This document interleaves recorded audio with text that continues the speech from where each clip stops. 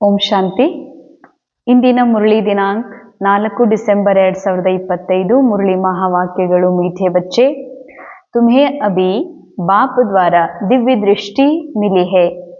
उस दिव्य दृष्टि से ही तुम आत्मा और परमात्मा को देख सकते हो. ಮಧುರ ಮಕ್ಕಳೇ, ತಮಗೀಗ ದಿವ್ಯ ದೃಷ್ಟಿ ಪ್ರಾಪ್ತಿಯಾಗಿದೆ. ಆ ದಿವ್ಯ ದೃಷ್ಟಿಯಿಂದಲೇ ತಾವು ಆತ್ಮ ಹಾಗೂ ಪರಮಾತ್ಮನನ್ನು ನೋಡೋದಕ್ಕೆ ಸಾಧ್ಯವಿದೆ. ದಿವ್ಯ ದೃಷ್ಟಿಯಿಂದ ನೋಡ್ಲಾಗ್ತದೆ. ಯಾಕೆ ಅಂದರೆ ದೃಷ್ಟಿಯನ್ನು ನೋಡಲಿಕ್ಕೆ ಬೆಳಕು ಬೇಕು. ದಿವ್ಯ ದೃಷ್ಟಿ ಅರ್ಥಾತ್ ದಿವ್ಯ ಸ್ಮೃತಿಯನ್ನ, ತಿಳುವಳಿಕೆಯನ್ನ ಸಮಜ್ ಬಾಬಾ ನಮಗೆ ಕೊಟ್ಟಿದ್ದಾರೆ. ಆ ತಿಳುವಳಿಕೆಯಿಂದ ನಮ್ಗೆ ಗೊತ್ತಾಗಿದೆ, ನಾನು ರೋಲ್ ಅಲ್ಲ, ನಾನು ಸೋಲ್ ಇದ್ದೀನಿ, ಪರಮಾತ್ಮನ ಸಂತಾನ ಇದ್ದೀನಿ ಅನ್ನುವಂಥ ಸತ್ಯ ತಾವು ಮಕ್ಕಳಿಗೆ ಅರ್ಥ ಆಗಿದೆ. ಇಲ್ಲಿವರೆಗೆ ನಾವು ತಿಳ್ಕೊತಿದ್ವಿ, ನಾವು ಇವರ ಮಗಳಿದ್ದೀನಿ, ಮಗ ಇದ್ದೀನಿ, ಸೊಸಿ ಇದ್ದೀನಿ ಅಂತ. ಇದೆಲ್ಲ ಇರೋದು ರೋಲ್. ರೋಲ್ ಅಲ್ಲ, ರೋಲ್ನಿಂದ ಪರ್ಯಾಗಿರುವಂತಹ, ರೋಲ್ನ ಒಳಗೆ ಇದ್ದುಕೊಂಡು ಈ ವಿಶ್ವ ನಾಟಕವನ್ನು ನೋಡ್ತಾ ಇರುವಂತಹ ನಿರಾಕಾರ ಆತ್ಮ, ಅತಿ ಸೂಕ್ಷ್ಮ ಶಕ್ತಿ, ಬೆಳಕು, ಪ್ರಕಾಶ, ಕಾನ್ಷಿಯಸ್ ಇದ್ದೀನಿ ಎನ್ನುವಂತಹ, ನಾನೊಂದು ಚೇತನ ಆಗಿದ್ದೀನಿ ಅಂತ ಸತ್ಯ ನನಗೆ ಬಾಬಾರವರು ಕೊಟ್ಟಿರುವಂತಹ ದಿವ್ಯ ದೃಷ್ಟಿಯಿಂದ ಅನುಭೂತಿಯಾಗಿದೆ. ಜೊತೆಯಲ್ಲಿ ಸುಪ್ರೀಂ ಕಾನ್ಷಿಯಸ್ ಶಿವ ಬಾಬಾನೂ ಕೂಡ ಏನದಾರ ಅನ್ನುವಂಥದ್ದು ತಿಳುವಳಿಕೆನೂ ಕೂಡ ಬಾಬಾ ಕೊಟ್ಟಂತಹ ದಿವ್ಯ ದೃಷ್ಟಿಯಿಂದ, ನಾಲೇಜಿಂದನೇ ಪ್ರಾಪ್ತಿಯಾಗಿದೆ. ಇಲ್ಲಿವರೆಗೆ ಎಷ್ಟೆಲ್ಲ ಪುಸ್ತಕ, ಪುರಾಣ ಗ್ರಂಥ ಓದಿದ್ರೂ ಸಹ ನಿಜವಾಗಿಯೂ ನಾನು ಯಾರು, ಆತ್ಮ ನಾನು ಯಾರಿದ್ದೀನಿ ಮತ್ತು ಪರಮಾತ್ಮ ನಿಜವಾಗಿಯೂ ಏನಿದ್ದಾರೆ ಅನ್ನುವಂಥ ಅಲ್ಪ ಸ್ವಲ್ಪ ತಿಳುವಳಿಕೆ ಇದ್ದಿರ್ಬೋದು, ಆದರೆ ಎಕ್ಸ್ಪೀರಿಯನ್ಸ್ ಮಾಡಲಿಕ್ಕೆ ಆಗಿರಲಿಲ್ಲ. ಅದು ಕೇವಲ ದಿವ್ಯ ದೃಷ್ಟಿಯಿಂದ, ದಿವ್ಯ ನಾಲೇಜಿಂದ ಮಾತ್ರ ಈ ಸತ್ಯವನ್ನ ಅನುಭವ ಮಾಡೋದಕ್ಕೆ ಸಾಧ್ಯವಿದೆ. ಪ್ರಶ್ನ: ड्रामा के किस राज को समझने वाले कौन सी राय किसी को भी नहीं देंगे? ಡ್ರಾಮಾದ ಯಾವ ರಹಸ್ಯವನ್ನ ತಿಳ್ಕೊಂಡಿರುವಂತಹ ಬಾಬಾರ ಮಕ್ಕಳು ಯಾವ ಸಲಹೆಯನ್ನ ಇನ್ನೊಬ್ಬರಿಗೆ ಅವ್ರು ಎಂದಿಗೂ ಕೊಡ್ಲಿಕ್ಕೆ ಹೋಗೋದಿಲ್ಲ. ಸಲಹೆ ಕೊಡಬೇಕು ಅಂತಂದ್ರೆ ಆ ನಾಲೇಜ್ ನಮಗೆ ಸ್ಪಷ್ಟವಾಗಿರಬೇಕು. ಬಾಬಾ ಹೇಳ್ತಾರೆ, ಆ ಸಲಹೆಯನ್ನ ಕೊಡ್ತೀರಿ ಅಂತಂದ್ರ ಜರೂರ್ ನಿಮ್ಗಿನ್ನೂ ಡ್ರಾಮಾದ ಬಗ್ಗೆ ತಿಳುವಳಿಕೆ ಇಲ್ಲ ಅಂತ ಹೇಳ್ತಾರೆ ಬಾಬಾ. ಯಾವುದದು? जो समझते हैं कि ड्रामा में जो कुछ पास्ट हो गया वह फिर से एक्यूरेट रिपीट होगा. ಈ ಮಾತು ಬಾಬಾ ಯಾವ ವಿಷಯದಲ್ಲಿ ಹೇಳ್ತಾ ಇದ್ದಾರಂತಂದ್ರೆ, ಈಗ ನಮ್ಮ ಎದುರುಗಡೆ ಏನು ಘಟನೆ ಘಟಿಸ್ತಾ ಇದೆ, ಯಾವ ವ್ಯಕ್ತಿ ಯಾವ ರೀತಿ ವರ್ತನೆ ಮಾಡ್ತಾ ಇದ್ದಾರೆ, ಅವರು ನನ್ನನ್ನು ನೋಡಿ ಹಾಗೆ ವರ್ತನೆ ಮಾಡ್ತಾ ಇಲ್ಲ, ಅಥವಾ ಯಾವುದೋ ಒಂದು ಕಾರಣದಿಂದ ವರ್ತನೆ ಮಾಡ್ತಿಲ್ಲ. ಅವ್ರು ಏನೇ ಮಾಡ್ತಾ ಇದ್ದಾರೆ, ಅವ್ರ ಕರ್ಮ ಏನೇ ಮಾಡ್ತಿದ್ದಾರೆ, ಅವರ ವ್ಯವಹಾರ ಏನೇ ಇದೆ ಅಂತಂದ್ರೆ ಕಲ್ಪದ ಮೊದಲಿನ ಹಾಗೆ, ಅಂದ್ರೆ 5000 ವರ್ಷದ ಹಿಂದೆ ನಡೆದಂತ ಈ ವಿಶ್ವ ನಾಟಕವು ಪುನರಾವೃತ್ತಿ ಆಗ್ತಾ ಇದೆ. ಯಾವುದು ಮೊದಲಾಗಿತ್ತೋ ಅದೇ same to same pre recorded cinema replay ಆಗ್ತಾ ಇದೆ. ಅಂದ ಮೇಲೆ ಈ ತಿಳುವಳಿಕೆ ಯಾರಿಗಿರ್ತದ? ಇವಾಗ ಯಾರೇ ಏನೇ ಮಾಡ್ತಾರಂತಂದ್ರೆ ಅವರಿಗೆ ನಾನು ಅದರಲ್ಲಿ ಜಜ್ಮೆಂಟ್ ಮಾಡ್ತೀನಿ, ಇದು ಹಿಂಗ್ ಮಾಡಬಾರ್ದಾಗಿತ್ತು, ಹಿಂಗ್ ಮಾಡ್ಬೇಕಾಗಿತ್ತು, ಇಲ್ಲ ಹಿಂಗ್ ಮಾಡ್ರಿ, ಹಂಗ್ ಮಾಡ್ರಿ. ಬಾಬಾ ಅಂತಾರ, ಮಕ್ಕಳೇ ನೀವು ಇಲ್ಲಿ ಈ ಸತ್ಯವನ್ನು ತಿಳ್ಕೊಂಡಿದ್ದೀರಲ್ಲ, ಇಲ್ಲಿವರೆಗೂ ಜಜ್ಮೆಂಟ್ ಮಾಡ್ತಿದ್ರಿ, ಪ್ರತಿಯೊಬ್ಬರ ರೋಲ್ ಅನ್ನ ಚೇಂಜ್ ಮಾಡ್ಲಿಕ್ಕೆ ಹೋಗ್ತಿದ್ರಿ, ಸರಿ ತಪ್ಪನ್ನ ಕರೆಕ್ಷನ್ ಮಾಡ್ಲಿಕ್ಕೆ ಹೋಗ್ತಿದ್ರಿ. ಆದ್ರೆ ನಿಮ್ಗೆ ಗೊತ್ತಾಗಿದೆ, ಯಾರೇ ಏನೇ ಮಾಡ್ತಾರಂದ್ರೆ ಅವರು ಏನ್ ಮಾಡ್ತಾ ಇದ್ದಾರೆ, ಕಲ್ಪದ ಮೊದಲು ಏನು ಅವರಿಂದ ಪಾರ್ಟ್ ಪ್ಲೇ ಆಗಿತ್ತೋ ಅದನ್ನ ಈಗ ವಾಪಸ್ ಅವರು ಆಕ್ಟಿಂಗ್ ಮಾಡ್ತಾ ಇದ್ದಾರೆ. ಕಬಿ ಕಿಸಿ ಕೋ ಭಿ ಭಕ್ತಿ ಛೋಡ್ನೆ ಕಿ ರಾಯ್ ನಹಿ ದೇಂಗೆ. ತಿಳ್ಕೊಡ್ರಿ, ಅವರೆಂದಿಗೂ ಕೂಡ ಭಕ್ತಿಯನ್ನ ಬಿಡ್ರಿ ಎನ್ನುವಂತ ಸಲಹೆಯನ್ನ ಕೊಡೋದಿಲ್ಲ. ಬಾಬಾರ್ ಮಗು ಅದಾರ, ರಾಜಯೋಗ ಕೋರ್ಸ್ ತಗೊಂಡಿದ್ದಾರ, ಕ್ಲಾಸಿಗೂ ಬರ್ತಾ ಇದ್ದಾರ, ಅರ್ಥಾತ್ ಬ್ರಹ್ಮ ಕುಮಾರ್ ಕುಮಾರಿ ಎನ್ನುವಂಥ ಲಿಸ್ಟ್ ಒಳಗೆ ಭಲೆ ಇರ್ಬೋದು. ಆದ್ರೆ ಅವ್ರು ಇನ್ನೂ ಭಕ್ತಿ ಮಾಡ್ತಾರ, ಮಂದಿರಕ್ಕೆ ಹೋಗ್ತಾರ, ಪೂಜೆ ಮಾಡ್ತಾರ. ಈಗ ನೀವು ಮಾಡ್ತಾ ಇಲ್ಲ ಅದನ್ನಂದ್ರ, ನೀವು ಮಾಡ್ತಾ ಇಲ್ಲ ಅಂದ್ರೆ ಇದರ ಅರ್ಥ ನೀವು ಡ್ರಾಮಾದ ಬಗ್ಗೆ ತಿಳ್ಕೊಂಡಿರಿ, ಎಲ್ಲಾ ನಾಲೆಜ್ ಅದ ಅಂತ ಹಂಗೇನಿಲ್ಲ. ಅದಕ್ಕೆ ಬಾಬಾ ಹೇಳ್ತಾರೆ, ಯಾರು ಭಕ್ತಿಯನ್ನ ಮಾಡೋದಿಲ್ಲ, ಯಾರು ಈ ಉಪವಾಸ ವ್ರತ ಇವುಗಳನ್ನ ಬಿಟ್ಟು ಒಂದು ಜ್ಞಾನದ ಅಧ್ಯಯನ ಮಾಡ್ತಾ ಇದ್ದಾರೋ ಅವ್ರು ಇನ್ನೊಬ್ಬರಿಗೆ ಸಲಹೆ ಕೊಡ್ತಿರ್ತಾರೆ. ಅರೆ ನೀವು ಇನ್ನೂ ಭಕ್ತಿ ಬಿಟ್ಟಿಲ್ಲ, ಬಾಬನ್ ತಿಳ್ಕೊಂಡ್ಮೇಲೂ ಇನ್ನೂ ಮಾಡ್ತಿದ್ದೀರಿ ಅಂತ ಹಿಂಗೆಲ್ಲ ಹೇಳ್ತಾರೆ. ಬಾಬಾ ಹೇಳ್ತಾರೆ ಇಂತಹ ಸಲಹೆ ಕೊಡುವ ಹಕ್ಕು ನಿಮಗಿಲ್ಲ. ಒಂದು ವೇಳೆ ನೀವು ಡ್ರಾಮಾ ನಾಲೆಜ್ ತಿಳ್ಕೊಂಡಿದ್ರಿ ಅಂತಂದ್ರೆ ನೀವು ಈ ರೀತಿ ಎಂದಿಗೂ ಸಲಹೆ ಕೊಡಲ್ಲ. ತಿಳ್ಕೊಂಡಿದ್ರಿ ಅಂದ್ರೆ ಏನ್ ಮಾಡ್ತಿದ್ರಿ, ಸಾಕ್ಷಿಯಾಗಿ ನೋಡ್ತಿದ್ರಿ. ಈ ಆತ್ಮನ ಪಾರ್ಟ್ ಅಲ್ಲಿ ಇಷ್ಟು ದಿವಸ ಆದ್ರೂ ಭಕ್ತಿ ಮಾಡುವಂತ ಪಾರ್ಟ್ ಕಲ್ಪದ ಮೊದಲು ಇತ್ತು, ಈಗೂ ಇದೆ, ಇದರಲ್ಲಿ ಏನು ಆಶ್ಚರ್ಯ ಆಗುವಂತ ಮಾತಿಲ್ಲ. ಅಂದ್ಮೇಲೆ ಅದ್ರ ಬಗ್ಗೆ ನಾವು ವಿಚಾರಣೆ ಮಾಡೋದಿಲ್ಲ, ಜಡ್ಜ್ಮೆಂಟ್ ಮಾಡೋದಿಲ್ಲ, ಕರೆಕ್ಷನ್ ಮಾಡ್ಲಿಕ್ಕೆ ಹೋಗೋದಿಲ್ಲ. ಡ್ರಾಮಾ ನಾಲೆಜ್ ಇತ್ತು ಅಂದ್ರೆ, ಡ್ರಾಮಾ ನಾಲೆಜ್ ಇಲ್ಲದಕ್ಕ ನೀವು ಸಲಹೆ ಕೊಡ್ತೀರಿ. ಇಷ್ಟು ವರ್ಷ ಆಯ್ತು ಇನ್ನೂ ನೀವು ಅಲ್ದಾಡ್ತಾ ಇದ್ದೀರಿ, ಅನೇಕ ದೇವ್ರ ಪೂಜಾ ಮಾಡ್ತೀರಿ, ಅಥವಾ ಇಷ್ಟೆಲ್ಲ ಭಕ್ತಿ ಮಾಡ್ತೀರಿ, ಬಾಬಂದೂ ಮಾಡ್ತೀರಿ ಭಕ್ತಿನೂ ಮಾಡ್ತೀರಿ ಅಂತ ಈ ರೀತಿ ಅಂತೀರಂದ್ರ ಜರೂರ್ ನೀವಿನ್ನೂ ಡ್ರಾಮಾದ ಬಗ್ಗೆ ಏನು ತಿಳ್ಕೊಂಡಿಲ್ಲ ಅಂತ ಹೇಳ್ತಾರೆ ಬಾಬಾ. जब उनकी बुद्धि में ज्ञान अच्छी रीति बैठ जाएगा समझेंगे हम आत्मा है, हमें बेहद के बाबा से वर्षा लेना है. तो जब बेहद बाबा की पहचान हो जाएगी तो हद की बातें स्वतः खत्म हो जाएंगी. अंडरलाइन ಬಹಳ ವಿಶೇಷ ಗಮನ ಕೊಡ್ಬೇಕಾದಂತ ಮಹಾವಾಕ್ಯ. ಬಾಬಾ ಹೇಳ್ತಾರೆ ಯಾರ ಬುದ್ಧಿಯಲ್ಲಿ ಈ ಜ್ಞಾನ ಚೆನ್ನಾಗಿ ಕುಳಿತುಕೊಳ್ತದ, ಅರ್ಥ ಆಗ್ತದ, ಏನಂತ ನಾ ಆತ್ಮ ಇದ್ದೀನಿ, ನಾ ರೋಲ್ ಅಲ್ಲ. ಯಾವಾಗ ನಾ ರೋಲ್ ಅಂತ ತಿಳ್ಕೊತೀನಿ, ರೋಲ್ನಲ್ಲಿ ಕಲಿಯುಗ ರೋಲ್ ಅನುಸಾರ ಏನಿದೆ ಬಹಳ ಕಮ್ಮಿ ಇದೆ. ಸಂಬಂಧದಲ್ಲೋ, ಧನದಲ್ಲೋ, ವ್ಯವಹಾರದಲ್ಲೋ, ಅಥವಾ ಸ್ನೇಹಿತರ ಮಧ್ಯದಲ್ಲಿ ಏನೋ ಒಂದು ಹೇರಾಪೇರಿ, ಏನೋ ಒಂದು ಜಗಳ, ಏನೋ ಒಂದು ರೀತಿಯ ಕಮ್ಮಿ ಕುಂದು ಕೊರತೆ ಏನೆಲ್ಲ ಇದೆ, ಅದನ್ನು ಫುಲ್ಫಿಲ್ ಮಾಡ್ಕೊಳ್ಳೋದಕ್ಕಾಗಿ ನಾವು ಹೆದರ್ತೀವಿ.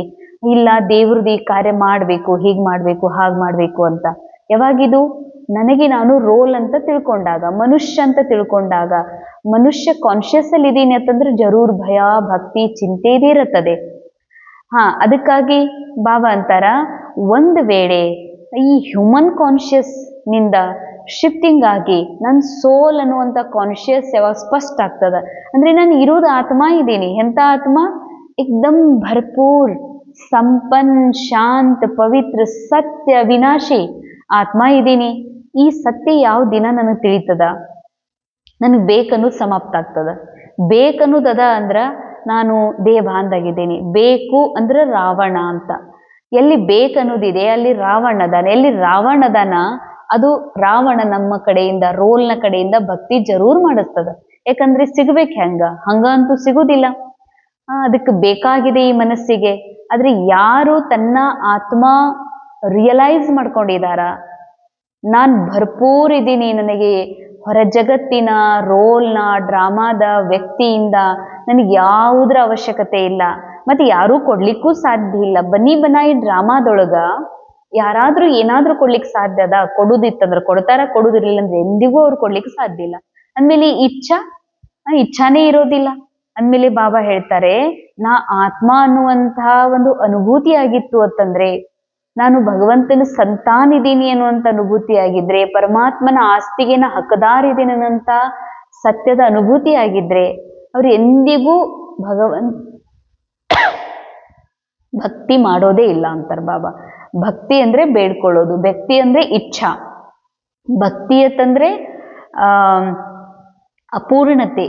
ಅಂದಮೇಲೆ ಅವ್ರು ಯಾಕೆ ಭಕ್ತಿ ಮಾಡ್ತಾ ಇದ್ದಾರಂದ್ರ ಅವ್ರು ಇನ್ನೂ ಅಪೂರ್ಣತೆ ಅನುಭವ ಮಾಡ್ತಾರ. ಅಪೂರ್ಣ ಯಾರು ಅನುಭವ ಮಾಡ್ತಾರೆ? ಯಾರು ಹ್ಯೂಮನ್ ಕಾನ್ಶಿಯಸ್ ಅಲ್ಲಿ ಇನ್ನೂ ತಕ್ಕ ಜೀವನ ಮಾಡ್ತಾ ಇದ್ದಾರ.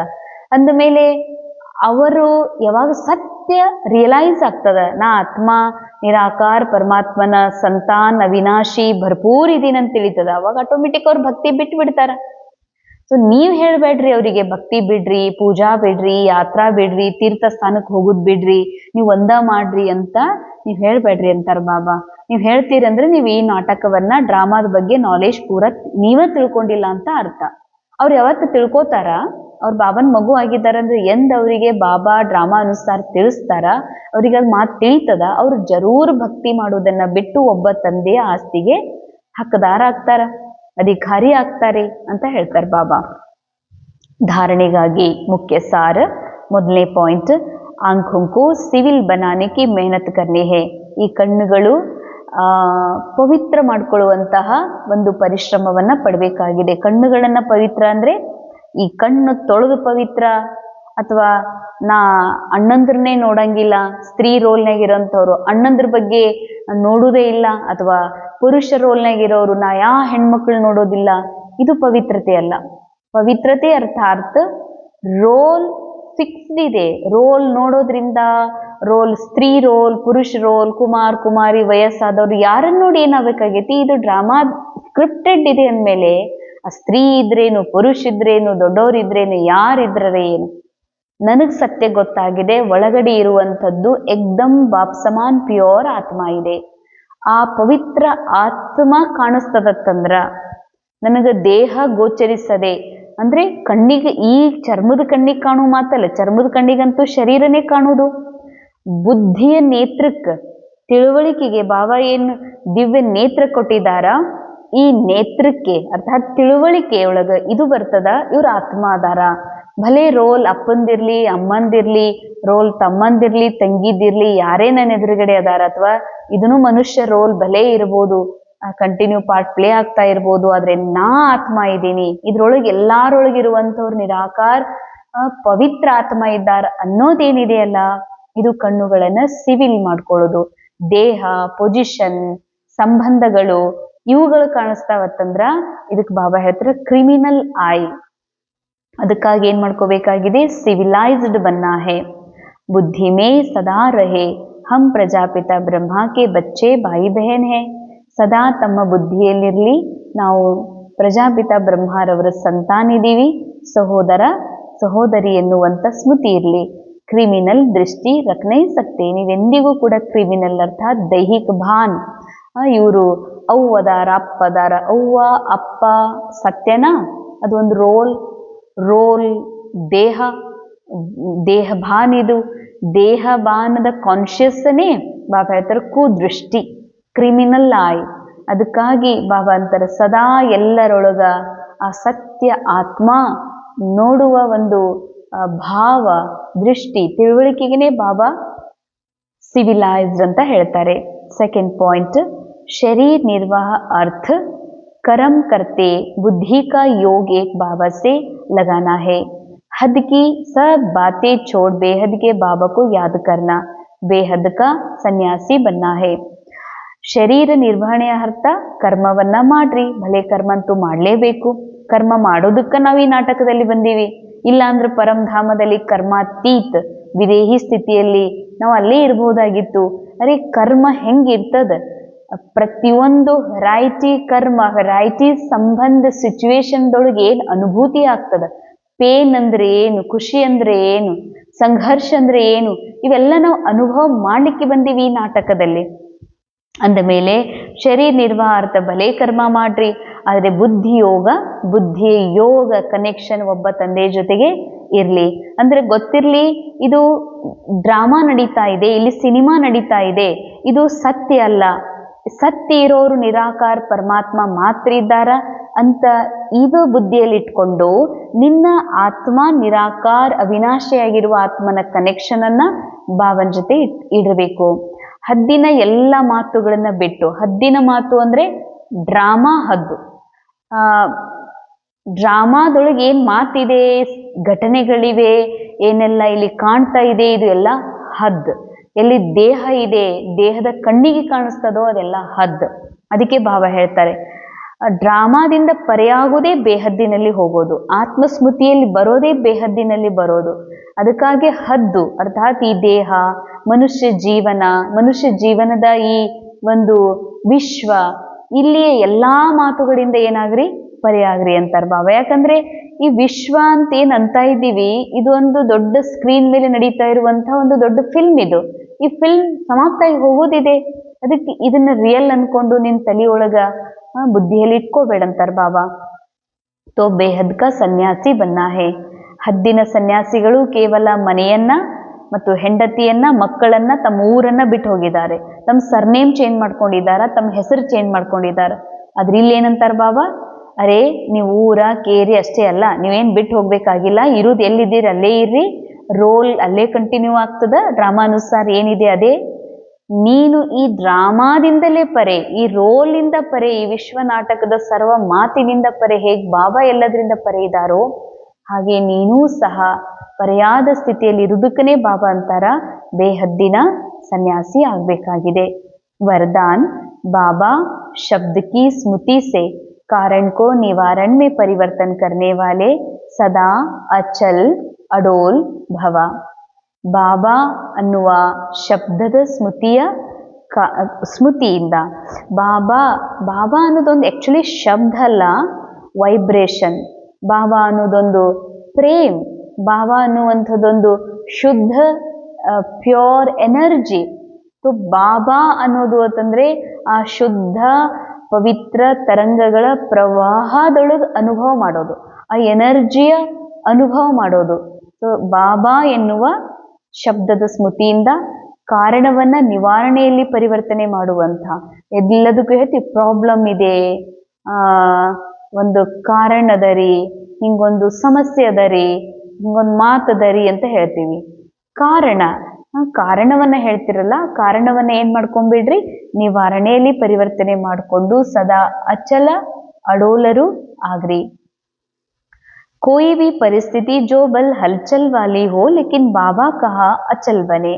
ಯಾವುದೇ ಪರಿಸ್ಥಿತಿ ಎಷ್ಟೇ ಹಲ್ಚಲ್ದಿರ್ಲಿ, ಎಷ್ಟೇ ಪರಿಸ್ಥಿತಿ ಎಲ್ಲಿದೆ, ಡ್ರಾಮಾದೊಳಗಿದೆ, ಡ್ರಾಮಾ ಸ್ಕ್ರಿಪ್ಟೆಡ್ ಮೊದಲೇ ನೂಂದಿದೆ, ಎಷ್ಟೇ ಹಲ್ಚಲ್ಲಿರ್ಲಿ, ಯಾವುದು ಕಲ್ಪದ ಮೊದಲು ಆ ಸೀನ್ ಘಟನೆ ಘಟಿಸಿತ್ತು, ಅದೇ ಈಗ ಘಟಿಸ್ತಾ ಇದೆ, ಇದರಲ್ಲೇನು ಹೊಸ ಮಾತು ಇಲ್ವೇ ಇಲ್ಲ ಅಂದಮೇಲೆ ಬಾಬಾ ಹೇಳ್ತಾರೆ, ಎಷ್ಟೇ ಹಲ್ಚಲ್ಲಾಗಿರುವಂತ, ಏರಿಳಿತ ಆಗ್ತಾ ಇರುವಂತಹ ಘಟನೆ ನಿಮ್ಮ ಮುಂದೆ ಘಟಿಸ್ತಾ ಇದೆ ಅಂತಂದ್ರೂ ಕೂಡ ಬಾಬಾ ಕಹ ಅಚಲ್ ಬನೆ, ಅಂಡರ್ಲೈನ್. ಇದು ಸಾಧಾರಣ ಶಬ್ದ ಅಲ್ಲ. ಬಾಬಾ ಏನಾದ್ರೂ ಘಟನೆ ರೋಲ್ನ ಎದುರುಗಡೆ ಘಟಿಸ್ತಾ ಇದೆ, ಏಕ್ದಮ್ ಅದಕ್ಕಾಗಿ ಈ ರೋಲ್ ಪ್ರಭಾವಿತ ಆಗಿದೆ ಅಂತ ತಿಳ್ಕೊಡ್ರಿ. ಬಾಬನ್ ಮಹಾವಾಕ್ಯ ನೆನಪಾಗಿ ನಾ ಹೇಳ್ತೇನೆ ಬಾಬಾ ಅಂತ. ಬಾಬಾ ಅಂದ ತಕ್ಷಣ ಘಟನೆ ದೂರ ಆಗೋದಿಲ್ಲ. ಬಾಬಾ ಅಂದ ತಕ್ಷಣ ಘಟನೆ ದೂರ ಆಗ್ತದ, ಆ ಕಾರಣ ನಿವಾರಣ ಆಗ್ತದ, ಸಮಸ್ಯೆ ದೂರ ಆಗ್ತದ ಅಂತ ಹೇಳುವ ಅರ್ಥ ಏನು ಅಂತಂದ್ರೆ, ಬಾಬಾ ಅಂತಂದ್ರೆ ಶಬ್ದದ ಬಾಬಾ ಅಲ್ಲ, ಸ್ಥೂಲ ಶಬ್ದ ಮಾತಿನಿಂದ ಬರುವಂತ ಈ ಬಾಬಾ ಅಲ್ಲ. ಬಾಬಾ ಅಂದ್ರೆ ನಾನು ಯಾರ್ ಮಗು ಇದ್ದೀನಿ, ನನ್ನವ್ರು ಯಾರು ಅದಾರ, ಸಾಕ್ಷಾತ್ ನಿರಾಕಾರ ಪರಮಾತ್ಮ, ಅವ್ರು ನನ್ನವರು, ಅವ್ರು ನನ್ನ ತಂದೆ. ಯಾವಾಗ ಈ ರೋಲ್ ಕಾನ್ಶಿಯಸ್ ಇಂದ, ಹ್ಯೂಮನ್ ಕಾನ್ಶಿಯಸ್ ಇಂದ ನಾನು ಆ ಸೋಲ್ ಕಾನ್ಶಿಯಸ್ ಅಲ್ಲಿ ಬರ್ತೀನಿ, ಸುಪ್ರೀಂ ಕಾನ್ಶಿಯಸ್ನ ಜೊತೆಗೆ ಕನೆಕ್ಟ್ ಆಗ್ತೀನಿ. ಸೊ ಈ ಡ್ರಾಮಾ ನನಗೆ ಬಹಳ ಸಣ್ಣದ ಅನಿಸ್ತೈತಿ, ಇಷ್ಟು ಬೇಹದ್ದಿನ ಹೈಯೆಸ್ಟ್ ಸ್ಥಿತಿ. ಬಾಬಾ ಅಂದ್ರೆ ಸುಪ್ರೀಂ ಕಾನ್ಶಿಯಸ್, ಅದು ಸುಪ್ರೀಂ ಕಾನ್ಶಿಯಸ್ ಜೊತೆಗೆ ಯಾವಾಗ ನಾ ಆತ್ಮ ಕನೆಕ್ಟ್ ಆಗ್ತೀನಿ ಅಂತಂದ್ರೆ ಯಾವ ಪವರ್, ಈ ಸಮಸ್ಯೆ, ಈ ಡ್ರಾಮಾದ ಮಾತು ಯಾವ ಲೆಕ್ಕಕ್ಕೂ ಇಲ್ಲ. ಅದಕ್ಕಂತಾರ ಬಾಬಾ, ಏನೇ ಸಮಸ್ಯೆ ಬಂದಾಗ ಎಷ್ಟೇ ಹಲ್ಚಲ್ಲಿರ್ಲಿ, ಎಷ್ಟೇ ಘಟನೆ ವಿಪರೀತ ಇರ್ಲಿ, ಬಾಬಾ ಅಂದ್ಬಿಡ್ರಿ. जब परिस्थितियों के चिंतन में चले जाते हो तो मुश्किल का अनुभव होता है. ಯಾವ ಪರಿಸ್ಥಿತಿಯ ಚಿಂತನೆಯಲ್ಲಿ ಹೋಗ್ತೀರಿ, ತಮಗ್ ರೋಲ್ ಅಂತ ತಿಳ್ಕೊಳ್ತೀರಿ, ಹಿಂಗಂದ್ರಲ್ಲ, ಹಿಂಗ್ ಮಾಡಿದ್ರಲ್ಲ, ಇವ್ರು ನನ್ನ ಜೊತೆಗೆ ಹಿಂಗ್ ಮಾಡ್ತಾ ಇದ್ದಾರ, ಇದು ಸರಿ ಆಗುತ್ತೋ ಇಲ್ಲ, ಇದು ಸಿಗುತ್ತೋ ಇಲ್ಲ ಅಂತ ನೀವು ಪರಿಸ್ಥಿತಿಯ ಪ್ರಭಾವದೊಳಗ, ಆ ಮಾತಿನೊಳಗ, ಚಿಂತನೆಯೊಳಗೆ ಹೋಗ್ತೀರಿ. ಮುಷ್ಕಿಲ್ ಕ ಅನುಭವ ಹೋತಾ, ಬಹಳ ಕಠಿಣ ಅನಿಸ್ತದೆ. ಯಾಕಂದ್ರೆ ಹ್ಯೂಮನ್ ಕಾನ್ಶಿಯಸ್ ಲಿಮಿಟೆಡ್ ಇದೆ. ಲಿಮಿಟೆಡ್ ಮೈಂಡ್ ಒಳಗೆ ಯಾವಾಗ್ಲೂ ಹೀಗ ಅನಿಸ್ತದ, ಮಾಯಾ ಈ ರೀತಿ ಭಯ ತುಂಬತದ, ಆಗ್ಲಿಲ್ಲ ಅಂದ್ರೆ ಏನ್ ಮಾಡ್ಬೇಕು, ನಮ್ಮ ಅನುಸಾರ ನಡಿಲಿಲ್ಲ ಅಂದ್ರೆ ಏನ್ ಮಾಡೋದು ಅಂತ ಭಯ ತುಂಬ್ತಾ ಇರ್ತದೆ. ಅದಕ್ಕೆ ಬಾಬಾ ಅಂತಾರ, ನೀವು ಚಿಂತನೆಯೊಳಗೆ ಹೋಗ್ತೀರಿ, ಅದಕ್ಕೆ ನಿಮಗೆ ಭಯದ ಅನುಭವ ಆಗ್ತದ. ಅಗರ್ ಕಾರಣ ಕೆ ಬಜಾಯ್ ನಿವಾರಣ ಮೇ ಚಲೆ आओ तो कारण ही निवारण बन जाए, क्योंकि मास्टर सर्वशक्तिवान ब्राह्मणों के आगे परिस्थितियां चींटी समान भी नहीं है. Underline, double triple underline. Baba ಹೇಳ್ತಾರೆ, ಮಕ್ಕಳೇ ನೀವು ಕಾರಣದ ಬದಲಾಗಿ ನಿವಾರಣೆ ಹುಡುಕ್ರಿ. ನಿವಾರಣೆ ಏನು? ನಾನು ಸರ್ವಶಕ್ತಿವಾನ್, supreme conscious, supreme knowledge, supreme father ಪರಮಾತ್ಮನ ಸಂತಾನಿದೆ. ನಾನು ಸಾಧಾರಣ ಇಲ್ಲ, ಅರೆ ಭಗವಂತನ ಸಂತಾನಿದ್ದೀನಿ ಅಂದಮೇಲೆ ನನ್ನಲ್ಲೂ ಆ ಸುಪ್ರೀಂ ಕಾನ್ಶಿಯಸ್ನ ಎನರ್ಜಿ ಇದೆ, ನನ್ನಲ್ಲಿ ಆ ಪ್ರವಾಹ ಹರಿತಾ ಇದೆ ಅಂದಮೇಲೆ ನಾನು ಸಾಧಾರಣ ಅಲ್ಲ. ಆಗ ಬಾಬಾ ಹೇಳ್ತಾರೆ, ಈ ಸ್ಮೃತಿ ನಿಮ್ಮಲ್ಲಿ ಇತ್ತು ಅಂದ್ರೆ ಪರಿಸ್ಥಿತಿ, ಆ ಸಮಯದೊಳಗ ಪರಿಸ್ಥಿತಿ ಒಂದು ಇರುವೇನೂ ಅಲ್ಲ ಅಂತಾರೆ ಬಾಬಾ. ಅಂಡರ್ಲೈನ್. ಯಾವಾಗ ಈ ಮನಸ್ಸು ಪರಮಾತ್ಮನ ಕನೆಕ್ಷನ್ ಅಲ್ಲಿ ಇರ್ತದ. ಸಮಸ್ಯೆ ಪರಿಸ್ಥಿತಿಗಳು ಆ ಒಂದು ಹಲ್ಚಲ್ ಇದು ನಿಮ್ಮ ಎದುರುಗಡೆಗೆ ಒಂದು ಇರಿವೇನೂ ಅಲ್ಲ ಅಂತಾರೆ ಬಾಬಾ. ಇರಿವೇನೂ ಅಲ್ಲ, ಅಷ್ಟು ಏನೂ ಅಲ್ಲ ಅಂತ ನನ್ನ ಉತ್ಕೃಷ್ಟ ಹೈಯೆಸ್ಟ್ ಸ್ಥಿತಿ ಮುಂದ. सिर्फ क्या हुआ क्यों हुआ यह सोचने के बजाय ಹಿಂಗೆ ಯಾಕಾಯ್ತು ಅಂದ್ರೆ ಡ್ರಾಮಾದ ನಾಲೆಜ್ನ ಕಮ್ಮಿ ಇದೆ. ಆತ್ಮ ಹೋನೆ ಕಾ ಎಹಸಾಸ್ ಕಿ ಕಮ್ಮಿ ಹೇ. ಅದಕ್ಕೆ ಏನ್ ಬರ್ತದೆ ಬುದ್ಧಿಯಲ್ಲಿ, ಇದು ಯಾಕೆ ಹಿಂಗಾಯ್ತು, ಇದೇನಪ್ಪ ಹಿಂಗೆ ಯಾಕಾಯ್ತು, ಮುಂದೆ ಏನಾಗ್ತದ, ಏನ್ ಮಾಡ್ಲಿ, ಹಿಂಗಾದ್ರೆ ಏನ್ ಮಾಡ್ಲಿ ಅಂತ ಹಿಂಗೆಲ್ಲ ಪ್ರಶ್ನೆಗಳು ಹ್ಯೂಮನ್ ಕಾನ್ಶಿಯಸ್ ಒಳಗ ಬರ್ಲಿಕ್ಕೆ ಶುರು ಆಗ್ತದ. तो जो हुआ उसमें कल्याण भरा हुआ है. ಸುಪ್ರೀಂ ಕಾನ್ಶಿಯಸ್ ಜೊತೆ ಕನೆಕ್ಟ್ ಇರೋದ್ರಿಂದ ಈ ಮನಸ್ಸಿನಲ್ಲಿ, ಎಕ್ದಮ್ ಪ್ಯೂರ್ ಮನಸ್ಸಿನಲ್ಲಿ ಈ ವಿಚಾರ ಬರ್ತದ, ಈ ಘಟನೆ ಏನ್ ಘಟಿಸ್ತಾ ಇದೆ, ಘಟಿಸಿದೆ, ಅದ್ರ ಪ್ರತಿಯಾಗಿ ಹೀಗನ್ನಿಸ್ತದಲ್ಲ, ಏನೇ ಆಗಿದೆ ಅದ್ರ ಹಿಂದೆ ಕಲ್ಯಾಣ ಅದ. ಏನೆಲ್ಲ ಘಟನೆ ಘಟಿಸ್ತಾ ಇದೆ ಇದು ಹಂಗ ಘಟಿಸ್ತಾ ಇಲ್ಲ, ಅದರಿಂದ ಒಂದು ಕಾರಣ ಇದೆ, ಅರ್ಥಾತ್ ಒಳ್ಳೇದೇ ಇದೆ. ಸೇವಾ ಸಮಾಯಿ ಹುಯಿ ಹೇ. ಹಿಂಗ ಆಗ್ತಾ ಇದೆ ಅಂದ್ರೆ ಅದ್ರ ಹಿಂದೂ ಒಂದೇನೋ ಸೇವಾ ಆಗೋದಿದೆ, ಒಂದು ಒಳ್ಳೇದಾಗೋದಿದೆ. ಭಲ್ ರೂಪ್ ಸರ್ಕಮ್ಸ್ಟಾನ್ಸ್ ಕಾ ಹೋ ಲೇಕಿನ್ ಸಮಾಯಿ ಸೇವಾ ಹೇ. ಬಾಬಾ ಹೇಳ್ತಾರೆ, ಭಲೆ ಅನ್ಲಿಕ್ಕೆ ವಾತಾವರಣ ಭಯಂಕರ ಹಲ್ಚಲ್ ಅನ್ನಿಸ್ತದ, ಖರೆ ಅದರಿಂದ ಒಂದು ಸೇವಾ ಇದೆ ಅಂತಾರೆ ಬಾಬಾ. ಅದ್ರಾಗ ಏನೋ ಕಲ್ಯಾಣ, ಏನೋ ಒಳ್ಳೇದು ಆಗೋದಿದೆ. ಇಸ್ ರೂಪ್ ಸೇ ದೇಖೆಂಗೆ ತೋ ಸದಾ ಅಚಲ್ ಅಡೋಲ್ रहेंगे. ಅಚಲ್ ಅಡೋಲ್ ಎಂದು ಶರೀರ ಇರಕ್ ಸಾಧ್ಯ ಇಲ್ಲ. ಶರೀರಲ್ಲಿ ಮೂಮೆಂಟ್ಸ್ ಇದೆ, ಪ್ರತಿ ಕ್ಷಣ ಶರೀರ ಬದಲಾಗ್ತಾ ಇರ್ತದ, ಅಲಗಾಡ್ತಾ ಇರ್ತದ. ತೋ ಅಚಲ್ ಅಡೋಲ್ ಯಾರು? ಆತ್ಮ. ಯಾವಾಗ ನೀನು ಈ ರೋಲ್ನಿಂದ ಡಿಟ್ಯಾಚ್ ಆಗಿ ನೀ ಆತ್ಮ ಅನ್ನುವಂಥ ಸತ್ಯದಲ್ಲಿರ್ತಿ, ಅಚಲ್ ಅಡೋಲ್ ಸ್ಥಿತಿ ನಿನ್ನದು ಬರ್ತದ. ಒಳಗಡೆ ಆತ್ಮ ಅಚಲ್ ಅಡೋಲ್ ಇರೋದ್ರಿಂದ ಆ ಆತ್ಮನ ಆ ಸ್ಥಿರವಾದ ಸ್ಥಿತಿ ರೋಲ್ನಲ್ಲೂ ಕಾಣಿಸ್ಲಿಕ್ಕೆ ಶುರುವಾಗ್ತದೆ. ಸ್ಲೋಗನ್, एक बाबा के प्रभाव में रहने वाले किसी भी आत्मा के प्रभाव में आ नहीं सकते. ಒಬ್ಬ ಪರಮಾತ್ಮನ ಇನ್ಫ್ಲೂಯೆನ್ಸ್ ಅಲ್ಲಿ ಬಂದ್ಮೇಲೆ ನನ್ನ ತಂದೆ ಎಂಥವ್ರು ಅದಾರ, ಪರಮಾತ್ಮ ನನ್ನವರು, ನನಗೆ ಗೈಡ್ ಮಾಡುವಂಥವ್ರು, ಮತ್ತೆ ನನಗೆ ಸರಿಯಾಗಿ ಎಜುಕೇಟ್ ಮಾಡುವಂಥವ್ರು, ನಂತರ ಸರಿಯಾದ ಒಂದು ಬುದ್ಧಿಯನ್ನ ಹೇಳುವಂತಹ, ಸತ್ಯ ಶಿಕ್ಷಣ ಕೊಡುವಂಥವ್ರು, ತಂದೆ, ಟೀಚರ್, ಸದ್ಗುರು ಇಂಥವ್ರು ಅದಾರ ಅಂದಮೇಲೆ ಅವ್ರ ಪ್ರಭಾವದಲ್ಲಿ ಮನಸ್ಸು ಹಾಕೊಂಡ್ಮೇಲೆ ಈ ಮನಸ್ಸೆಂದು ಯಾರ ಪ್ರಭಾವದೊಳಗ ಅಂದ್ರೆ ಬಹಳಷ್ಟು ಇವರು ಸಿರಿವಂತರು, ಇವರು ಉಳ್ಳವರು, ಇವ್ರು ಬಹಳ ಬಡವರು, ಅಥವಾ ನಾ ಬಹಳ ಬಡವಿ, ಅಥವಾ ನಾ ಎಲ್ಲ ಇದ್ದಿದ್ದೀನಿ ಅನ್ನುವಂಥ ರೋಲ್ ಕಾನ್ಶಿಯಸ್ ಇದೆ, ಎದ್ರೊಳಗೂ ಸಿಕ್ಕಾಕೊಳ್ಳೋದಿಲ್ಲ ಸರ್ ಬಾಬಾ. ಈ ಜಗತ್ತಿನಲ್ಲಿ ಏನೇ ಶೋ ಕಾಣಿಸ್ತಾ ಇದೆ, ಏನೇ ಚಲೋ ಅನಿಸ್ತಾ ಇದೆ, ಯಾವುದೇ ವ್ಯಕ್ತಿ ಬಹಳ ಒಳ್ಳೆಯವ್ರು ಅನಿಸ್ತಾ ಇದ್ದಾರ, ಕೆಟ್ಟವ್ರು ಅನಿಸ್ತಾ ಇದೆ, ಯಾವುದ್ರ ಪ್ರಭಾವದಲ್ಲಿ, ಒಳ್ಳೆಯ ಕೆಟ್ಟ ಪ್ರಭಾವದಿಂದ ಈ ಮನಸ್ಸು ಪರೇ ಇರ್ತದೆ. ಯಾವಾಗ ಈ ಮನಸ್ಸು ಪರಮಾತ್ಮನ ಒಂದು ಪ್ರಭಾವದಲ್ಲಿ ಬಂದಿತ್ತು ಅಂದ್ರ ಆ ವ್ಯಕ್ತಿ ಶಾರೆ ಅಬ್ ಸಂಪನ್ನ ಕರ್ಮಾತೀತ ಸ್ಥಿತಿಯ ಧುನ್ ನಶೆಯನ್ನ ಏರಿಸ್ಕೊಡ್ರಿ. ಕರ್ಮಾತೀತ ಸ್ಥಿತಿ ಕೋ ಪ್ರಾಪ್ತ ಕರ್ನೆ ಕೆ ಲಿಯೆ ಸದಾ ಸಾಕ್ಷಿ ಬಂದ್ ಕಾರ್ಯ ಕರೋ. ಬಾಬಾ ಅಂತಾರ, ಒಂದು ಕರ್ಮಾತೀತ ಸ್ಥಿತಿ, ಕರ್ಮ ನಾ ಮಾಡ್ತಾ ಇಲ್ಲ, ರೋಲ್ ಮಾಡ್ತಾ ಇದೆ, ನಾ ರೋಲಿಂದ ಪರಿಯಾಗಿರುವ ನಿರಾಕಾರ ಆತ್ಮ ಇದೇನೆ. ಇದು ಕರ್ಮಾತೀತ ಸ್ಥಿತಿ, ನ್ಯಾರ ಸ್ಥಿತಿ, ಪ್ಯಾರ ಸ್ಥಿತಿ. ಅಂದ್ರೆ ರೋಲ್ನ ಸ್ವಭಾವ, ಸಂಸ್ಕಾರ, ರೋಲ್ನ ಕರ್ಮ, ರೋಲ್ನ ವಿಚಾರ, ಇದೆಲ್ಲದರಿಂದ ಪರಿಯಾಗಿದೆ ಆತ್ಮ. ಆ ಆತ್ಮ ನಾನಿದ್ದೀನಿ ಅಂದಮೇಲೆ ಕರ್ಮಾತೀತ ಸ್ಥಿತಿ ಪ್ರಾಪ್ತ ಮಾಡ್ಕೊಳ್ಬೇಕು ಅಂತಂದ್ರೆ ಸಾಕ್ಷಿಯಾಗಿ ನೋಡುವ ಅಭ್ಯಾಸವನ್ನ ಹೆಚ್ಚಿಸ್ಕೊಡ್ರಿ. ಸಾಕ್ಷಿ ಅರ್ಥಾತ್ ಸದಾ ನ್ಯಾರಿ और ಪ್ಯಾರಿ. ಅಂಡರ್ಲೈನ್ ಸಾಕ್ಷಿ ಅಂತಂದ್ರೆ ಏನು? ಸದಾ ನ್ಯಾರ, ರೋಲ್ನ ಮನಸ್ಸು, ರೋಲ್ನ ವ್ಯವಹಾರ, ಈ ರೋಲ್ನ ಚಟುವಟಿಕೆ, ಈ ರೋಲ್ನ ವಿಚಾರ, ಈ ರೋಲ್ನಲ್ಲಿ ನಡೆಯುವಂತಹ ಭಾವನೆಗಳು, ಇವುಗಳಿಂದಲೂ ನಾ ಆತ್ಮ ಏನಿದ್ದೀನಿ ಸದಾ ನ್ಯಾರ, ಎಕ್ದಮ್ ಪ್ಯೂರ್ ಸೋಲ್. तो न्यारा प्यारा ಸ್ಥಿತಿಯೇ कर्मातीत ಸ್ಥಿತಿಯಾಗಿದೆ. कर्म करने वाली अलौकिक आत्मा हो, अलौकिक अनुभूति करने वाली अलौकिक जीवन, ಶ್ರೇಷ್ಠ ಜೀವನ್ ವಾಲಿ ಆತ್ಮ ಹೋ. ಅಲೌಕಿಕ ಜೀವನದ ಅನುಭವ ಮಾಡುವಂತ ಶ್ರೇಷ್ಠ ಆತ್ಮ ನಾನು. ಯ ನಶಾ ರಹೆ, ಈ ನಶಾ ಸದಾ ತಮಗಿರ್ಬೇಕು. कर्म करते यही अभ्यास बढ़ाते रहो तो कर्माती स्थिति को ಪ್ರಾಪ್ತ कर लेंगे. ಕರ್ಮ ಮಾಡ್ತಾ ಈ ಅಭ್ಯಾಸವನ್ನ ಹೆಚ್ಚಿಸ್ಕೊಂಡ್ರಿ ಅಂದ್ರೆ, ಕರ್ಮ ಮಾಡ್ತಾ ಇರುವಂತಹ ಆತ್ಮ ನಾನಲ್ಲ, ರೋಲ್ ಕರ್ಮ ಮಾಡ್ತಾ ಇದೆ, ರೋಲ್ನ ಮೂಲಕ ಕರ್ಮ ಆಗುತ್ತಿರುವುದನ್ನ ನೋಡುತ್ತಿರುವಂತ ಸಾಕ್ಷಿ ದೃಷ್ಟ ಆತ್ಮ ನಾನು.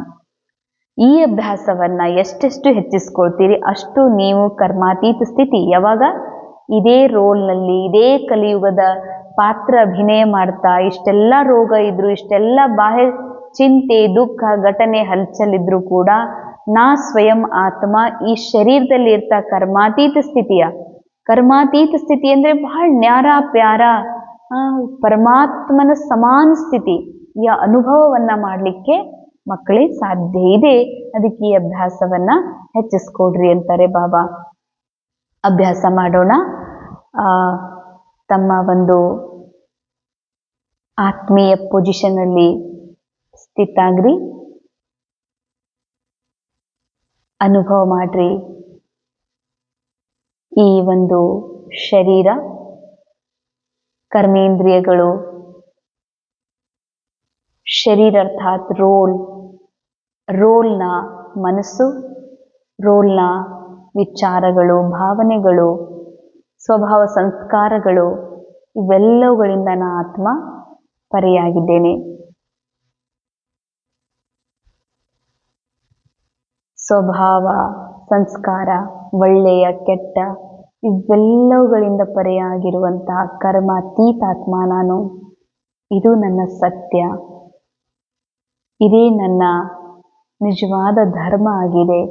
ನಾನು ಕರ್ಮ ಮಾಡ್ತಾ ಇಲ್ಲ, ರೋಲ್ ಕರ್ಮ ಮಾಡುತ್ತಿರುವುದನ್ನ ಸಾಕ್ಷಿಯಾಗಿ ನೋಡುತ್ತಿರುವಂತಹ ಆತ್ಮ ನಾನು. ಸದಾ ಈ ರೋಲ್ ಮಾಡಿದ ಕರ್ಮದ ಒಳ್ಳೆಯ ಹಾಗೂ ಕೆಟ್ಟ ಫಲದಿಂದಲೂ ಕೂಡ ನಾನು ಆತ್ಮ ಪರೆಯಿದ್ದೇನೆ. ಕರ್ಮದ ಫಲ ರೋಲ್ ಅನುಭವಿಸ್ತದೆ, ರೋಲ್ನ ಮನಸ್ಸು ಅನುಭವಿಸ್ತಾ ಇದೆ. ನಾ ಆತ್ಮ ever pure, ever happy, ever healthy. ಸದಾ ನಾನು ನನ್ನ ಮೂಲ ಸ್ವಧರ್ಮದಲ್ಲಿ ಸ್ಥಿತಾಗ್ತಾ ಈ ಡ್ರಾಮಾದ ಮಾತಿನಿಂದ ಸದಾ ಪರೆಯಾಗಿರುವ ಅನುಭವ ಮಾಡುತ್ತಿದ್ದೇನೆ. ಓಂ ಶಾಂತಿ.